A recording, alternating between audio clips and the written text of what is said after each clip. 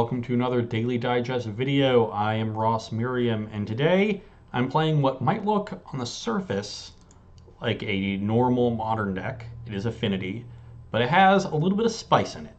I think that makes it appropriate for Daily Digests, and you can see one of the spicy cards here in Walking Ballista, maybe the least spicy of them, because you've seen things like Hangerback make their way into Affinity a little bit, but this list also plays Glint Nest Crane. This is a reasonable value card, another cheap flyer. And then Smuggler's Copter. So Glint Nest Crane and Ballista often sit and play as 1/1s. Not as good in combat as maybe some of the other Affinity creatures. Copter lets you upgrade them, lets you filter past some lands, maybe find that last cranial plating you need, find some of your bigger threats, things like that. And seeing as we have a cool Affinity deck, kind of wanted to play with it. And this hand is pretty good. This land being a Citadel is pretty key because that lets us put 3 artifacts into play with our 2 zeros, and then get access to 2 mana on turn 1 and to play either Ballista or Ravager. My guess is I'll play Ballista first, but we'll see. Certainly going to keep though. I guess I have to decide first. I did win the die roll, but I'm going to lead on Ballista. Our opponent kept 7. Bam, Ornithopter. That one. And Ballista. Perfect. And 1 more mana, and we will be all set. Basic Swamp. Sure. Maybe. I didn't want to get my Ravager killed by like a lightning bolt this early, but maybe that was hard to avoid. I also like the idea of getting Ravager down once I have Ballista, so that's where I can put the modular counters. But now losing my Ravager to a Thoughtseize is really not ideal. So, interesting decision point there. And now I can try to play Cranial Plating to set up for next turn, but I don't think that's going to be as strong as just Ballistaing first. If I draw a land, then I can still Plating or Master.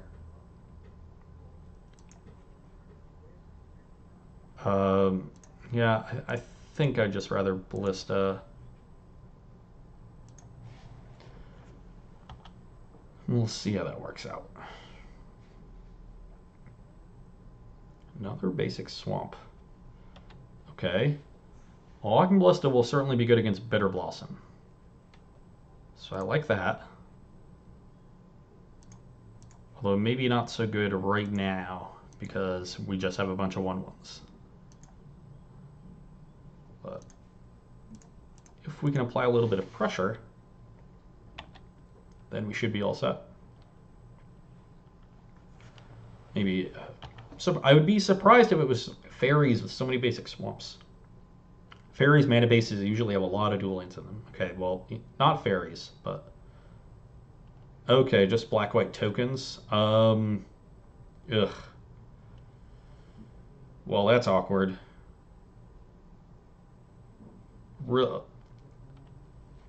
Not even that awkward because it stops my Ballistas from trading favorably for Fairy Rogues, because that's not really a favorable trade to begin with. It's awkward because it lets the Fairy Rogues trade for Ornithopter, so that my Cranial Plating isn't either applying a lot of pressure or forcing some chump blocks, so my opponent's not getting any traction with Bitter Blossom. This is going to be really rough if I trade for this token just so I can set up Plating next turn and then have Gallblast for the next thing, or potentially find land for Master. But if my Thopter gets Fatal Pushed, that's rough for me. Not sure how these lists have evolved post Fatal Push, if they've incorporated them alongside Path or instead of Path, or not at all. I imagine, given how few spots this deck has for removal with the discard and this whole counter token engine, you can't play that many pushes, and you'd rather have Path. You'd rather have the more versatile one. So I'm going to bank on them not having push here and trade just this once for this token.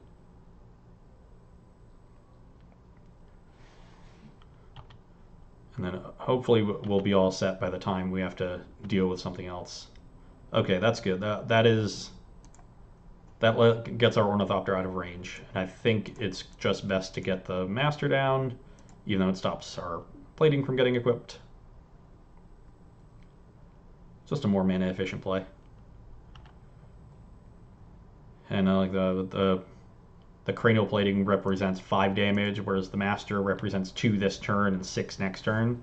So, well, they had a Fatal Push, and they are using it on Walking Ballista, which is somewhat interesting. Guess I'll do what I can, but now both of my creatures survive chump blocks, which is nice.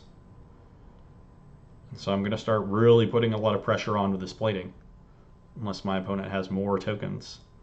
Lingering Souls here would be quite good. What would be good for me is another Galblast. Huh? Huh? Okay, well, I'm assuming this means another removal spell for my opponent.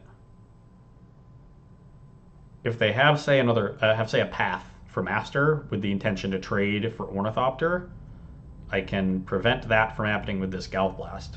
So I'm inclined to equip Ornithopter.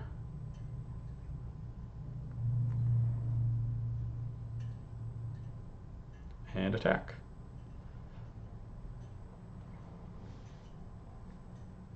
Not sure what else my opponent could have. I mean, they could have just have a push for the Thopter, which would be, sure, they'll still have to block Master or take 5. Just losing Ornithopter will make it a 4/4. I can animate Nexus, make it a 5/5, and that will bring them into Galblast range immediately. So, not too concerned about a Fatal Push. Yeah, okay, just like I expected, Path on Master. So we will let that resolve. And now I think I'm just going to Galblast. Oh wow, they have another removal spell? Well, that's not good. I still have Metalcraft, so there's no point, I think, in firing off this Galblast right now, but a million removal spells is... It's a million removal spells, so yeah. Push, path, cut will indeed do it. And because of Intangible Virtue, it is very unlikely that we survive in time to fire off one Galblast for lethal. But I guess who knows, if I force them to make some trades. Okay. Yep, very unlikely. Now that our opponent has a bunch of lifelink.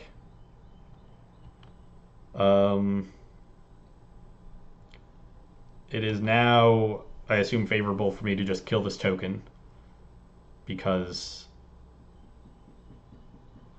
it represents 3 life anyway, and so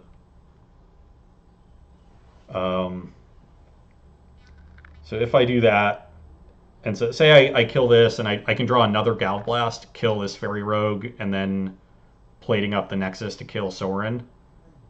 So yeah, we have to just kill that.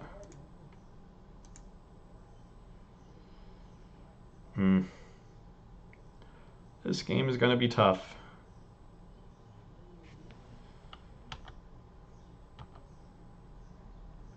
Springleaf Drum is not exactly it. So I can force a trade of Blinkmoth for Fairy Rogue, which does not seem that beneficial. I think my best bet is to just sack this Inventor's Fair on end step and find an Etched Champion that can attack past all of these Bitter Blossom tokens with the plating. Can at least get the Sorin down in a couple turns. My opponent's going to gain a bunch of life, and I probably won't be able to win the race, but maybe with another plating I can. So I think that's my best bet.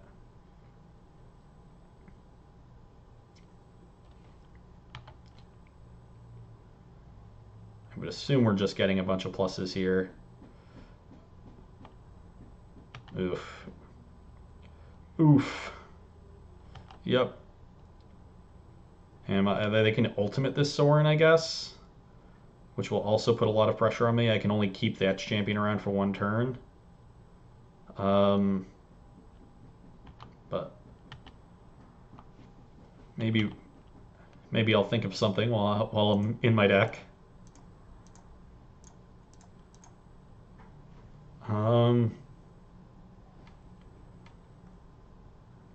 So there is the Etch champion.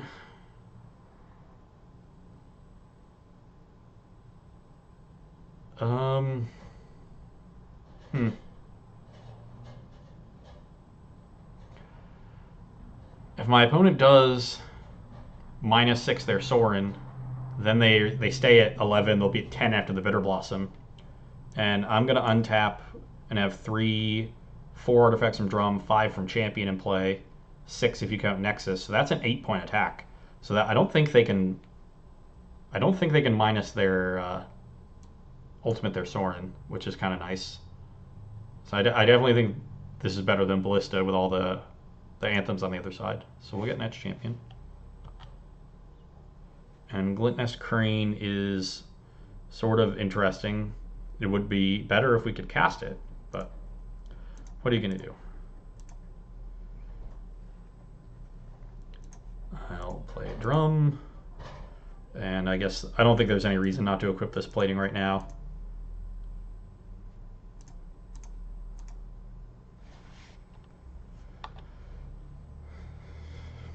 Maybe my opponent will miss the Nexus that I have.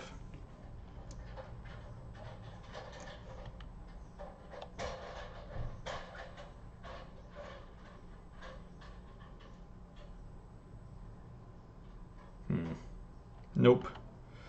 So now they're going to go to 18. Interesting. We're going to go to 10, and fortunately, I guess. Oh, that is the rough part. So I'm going to say we might be able to win in 2 attacks, but we have to spend 1 attack killing the Sorin. So I do think we need to draw another plating. Another plating, you say? Interesting. Okay. Well, say I animate this Nexus. So my attack is only for it's only for 16. 2, 4, 6, 7, yeah. So I am 2 short of killing my opponent. Oh no, I'm not. I'm not too short. They have 2 Bitter Blossoms. So perfect. I guess we'll just kill them then. Affinity is fun. Equip for 1.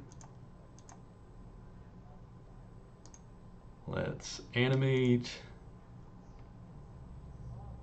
and kill you.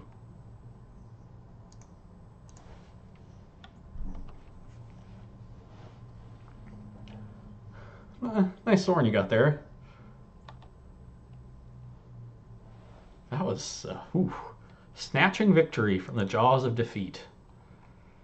And what will we be doing? I like Engineer Explosives a whole lot. Not sure how much I like Spell Pierce. It seems like it could be quite good. Nature's Claim is interesting for killing anthems, and the anthems I think are quite important in this matchup for helping their tokens be better in combat. But if we're just killing all their tokens, then that might... It's such a big tempo gain if they spew 4 tokens with the Lingering Souls or something. Even if they're all 2/2s and we just blow them up at once. Might be too big of a tempo swing for them to recover from. There is an issue in that if we blow up a bunch of tokens, we lose all our zeros. But I think we can mitigate that. I don't want to get caught over sideboarding. That is certainly true. Galblast is kind of interesting, mainly to help deal with planeswalkers. This list, they usually have Gideon in addition to Sorin, but I don't want a ton of them. I think I like Spell Pierce. This might be too many reactive cards. I don't like Gluttonous Crane as much. I don't really want to be grinding against them. Oh, you know, the card I have to actually cut is Signal Pest for sure. Just a one that matches up so poorly against tokens has to be one of the first cuts. And then I think I have to cut a Crane. I definitely have to cut a colored card. I don't want to cut too many artifacts. Or I definitely want to cut a colored card.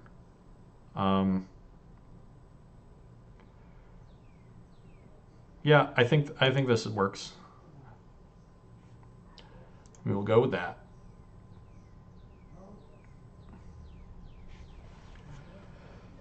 Oh man, cranial plating. Nice common. Back when they printed absurd equipment that made no sense. Opponent has taken a mulligan. Our hand is awkward, but I think it is a keep.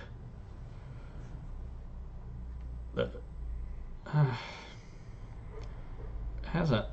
Maybe this is a mulligan. It doesn't really do much of anything, but it's close to doing things. I'm gonna try this one. This could be a mulligan. I'm certainly no seasoned Affinity pilot, but I'm definitely not impressed by it. Opponent kept on 6 and scries to the bottom. Okay, that was a good start. I am actually not going to play this Ornithopter yet. I could end up drawing an EEE and wanting to blow it for 0. And I don't think having the Ornithopter on the battlefield is worth much of anything.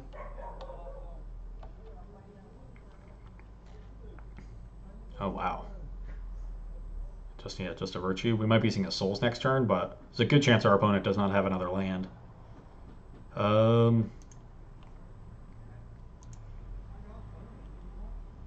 Now, with 2 Ravagers, I was going to say I might be more inclined to play the Ravager this time because I got burned by Thoughtseize last time, but with 2 Ravagers versus only 1 Ballista, I think it's definitely right to play Ballista on 2 here. And once again, I don't think playing Ornithopter is worthwhile. I'll probably play it once I put a Ravager onto the battlefield, which is likely next turn, but I don't know. Something crazy could happen. Okay, Swamp and no play is very awkward. That suggests a large number of removal spells. So why don't we just attack? And now I might just play the Smuggler's Copter. It's definitely the most pressure, and I wouldn't mind looting away some of these cards. Oh, wow. Well, I guess that is a reason to start playing my Ornithopters early, but not a card I would have expected here. Sure. I will certainly sacrifice the Vault Scourge. And let's play a Copter, shall we?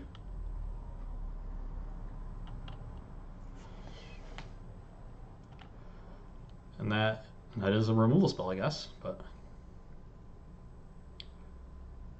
wonder. Okay, well, no land. They could be holding some Planeswalkers. That would be good for us. Now I think I will play a Ravager.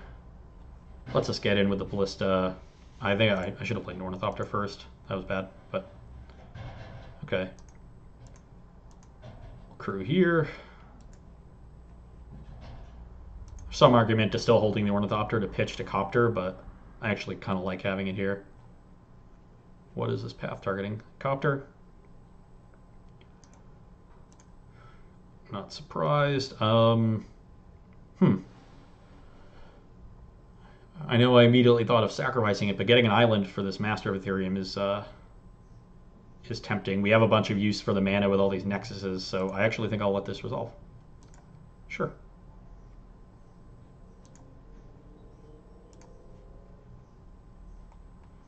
And attack for 1. And keep going. Definitely like our spot here. Our opponent's Planeswalkers are going to be hard to keep on the battlefield with what we have. Well, sure.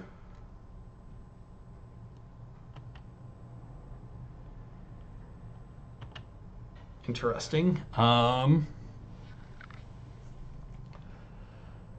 bunch of tutus now. Definitely going to get this master down, and yeah, I don't think it is going to be any good for me to attack here on the ground, so I'll just blink for one.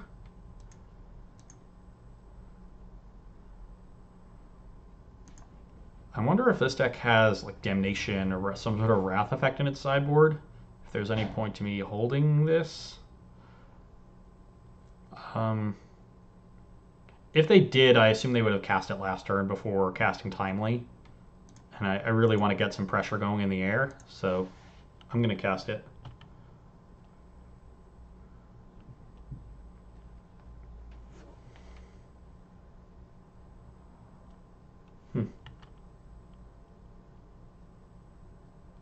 Attacking. That is interesting. Well, I hope I'm not getting Wrath then. I will make the obvious block.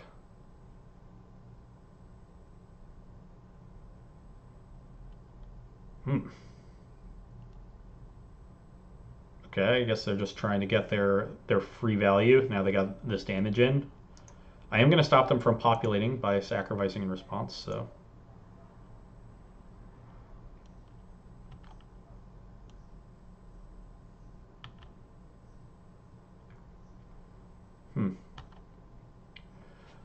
Another walking ballista, you say?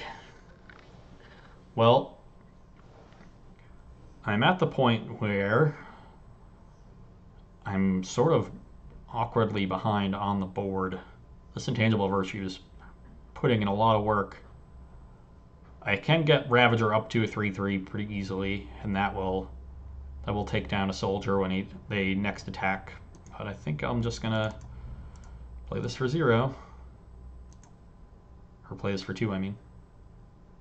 Not 0. That would be bad.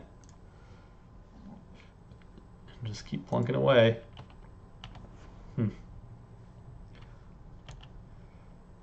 Most of the time, most Affinity decks do their damage in the air, which makes Timely pretty weak against them. But once you side out Single Pest and you have these walking ballistas, so you're more on the ground. Ugh. Well, an engineered explosives here would be divine.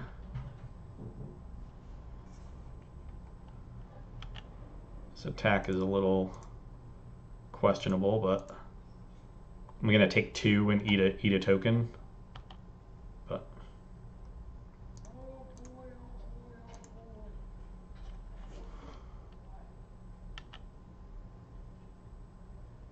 okay, well, interesting. Glimmervoid is a pretty good draw there to turn on Galvanic Blast. Gonna do some quick math to try to figure out exactly how Walking Ballista affects all of this. Let's say I play this other Ravager and play Glimmervoid. I can activate 2 Nexuses at that point and have 1 Ravager up to a 5/5, bring it up to a 6/6 with the other Ravager modular, so I have 4 counters on ballistas. Then to a 7/7. That will deal 7, bring my opponent to 14. The ballistas will then can get up to 11 counters, bring them to 3. So that is a lethal attack. There is an issue in that it is difficult to attack through all of these tokens. But I think I need to make an effort, especially with Vault of the Archangel coming online soon. So let's play our Glimmervoid, play our Arcbound Ravager, and I think it is going to just be best to only attack with Ravager. I could attack with a Ballista too, but I think that this is just such an easy block for our opponent to make, and not one that I'm well prepared to deal with. So let's just attack with Ravager.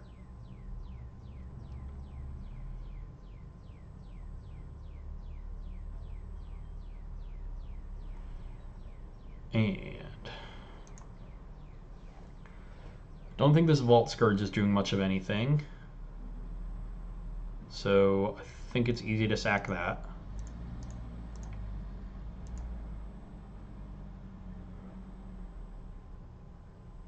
And I can sack this to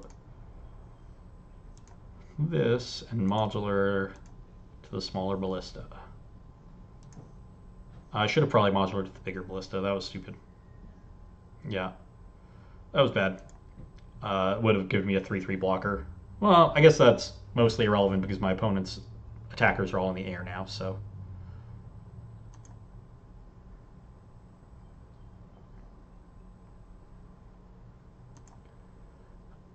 Okay, yeah, I was going to say, I'm not expecting a path at this point. They would have pathed, I assume, before the last counter went on. And at this point, I can pass the turn. And I don't feel too bad in this spot. My opponent is going to have to block every turn.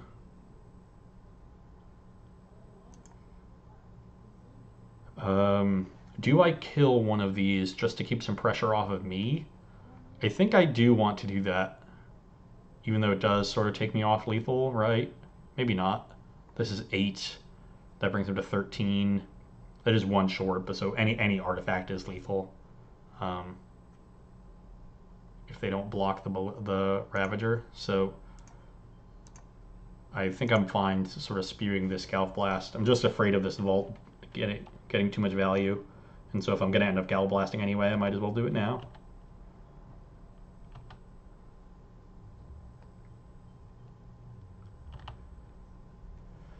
Interesting. Now I can certainly attack. My ballistas are now big enough that I can pay 4 mana and kill a spirit without a ballista dying.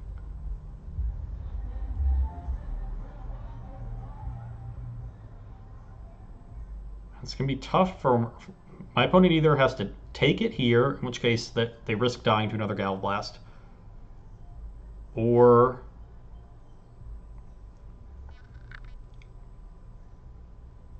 well, and they are taking it. Yep. And I'll pass the turn. And now they're just in an awkward spot where these ballistas, I'm going to be able to kill multiple things. Definitely just want to pierce this.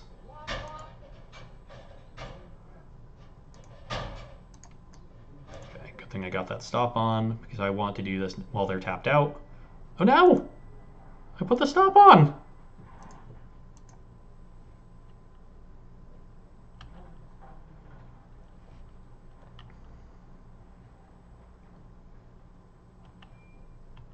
No blocks. Well, I'm just going to do this now then. I wish I'd done it on the end step. I thought I was going to get the window too, but...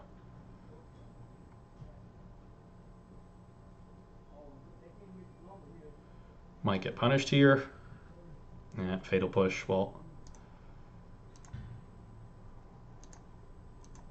oh, we'll just trade with that, I guess.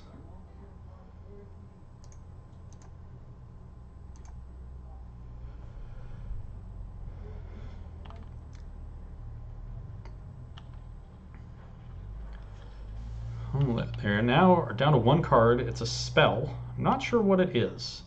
And we are a bit of a ways now away from killing them, I think.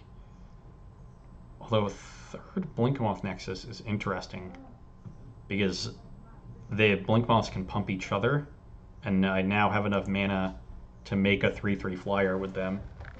So that's kind of nice. So this is 4 artifacts. That makes Ravager a 9/9. So that they have to chump block something here. And so the fact that they have to chump block means I can attack with this Walking Ballista. Then I'll just leave back Nexuses to block here on the way back. I think I can afford to be a little conservative. Maybe there's another removal spell coming.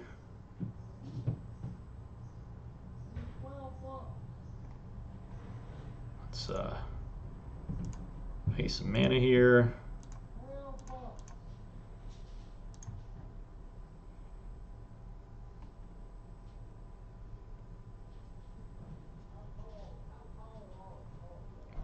And that should put us in a commanding position. Have our opponent dead on board. Oh. Well. I guess this could get awkward. But we do have a blocker and a ballista to deal with the other one. So...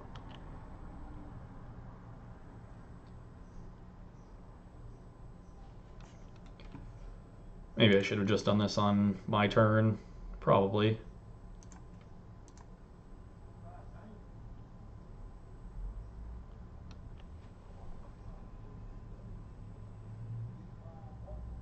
Midnight Haunting, as you say.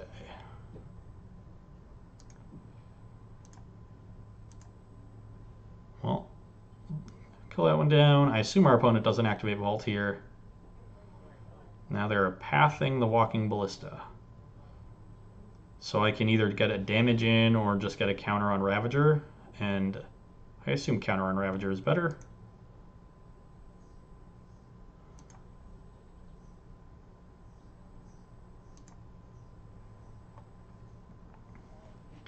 I guess I could activate a Blink Moth here. And then put a bunch of counters on it and just eat the other spirit.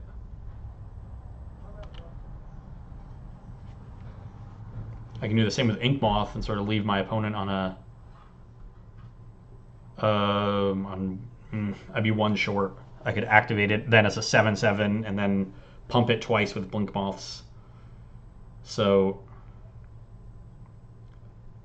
so I'm one short of poisoning them to death. So I think it's better to just take 2 here. So again, I guess it could get a little awkward from here. I've been a little bit fast and loose,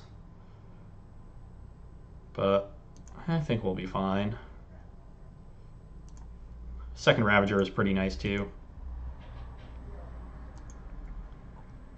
Let's get in 6.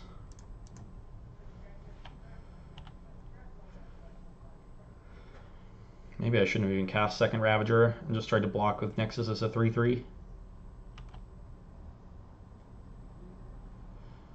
But I think trading is also fine. Let's animate.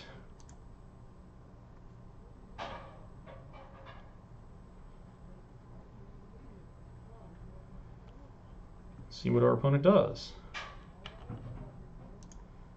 I will block thusly.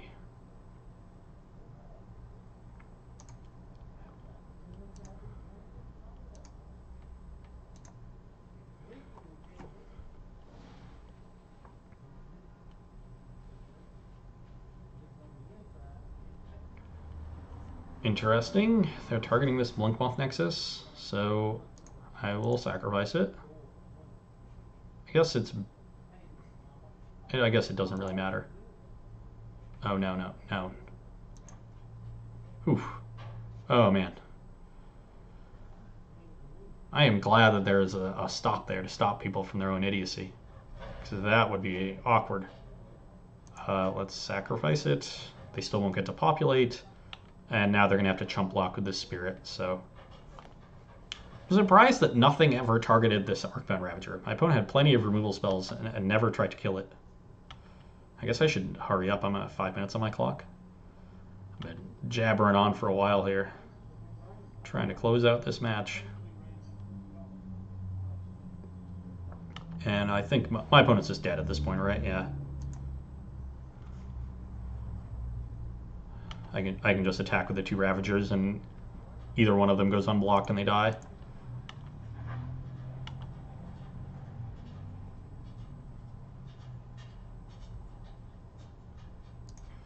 Sacrifice this one.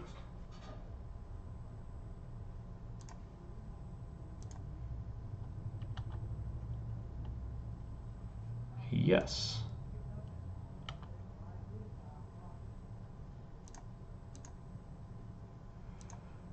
Let's animate a Nexus.